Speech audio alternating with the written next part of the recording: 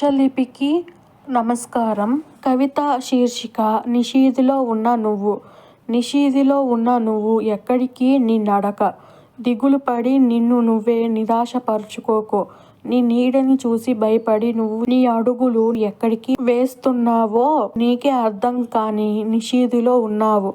మొదట నువ్వు ఆ నిషీధి నుండి బయటికి వచ్చి నీ అడుగులు ఏ వైపు వేయాలో తెలుసుకో. నిన్ను ఒక ఇంటి మహారాణిగా చూసినా, మరో ఇంటికి బానిసగా చూసినా నీ చిరునవ్వు వదలకుండా ఉన్న నువ్వేనా ఇలా నిషీధిలో వెళ్ళి నీ అడుగులు ఏ వైపు వేస్తున్నావో.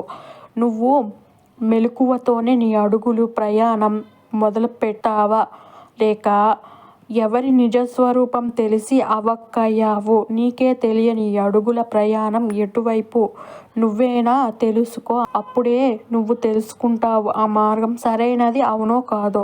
ధన్యవాదములు.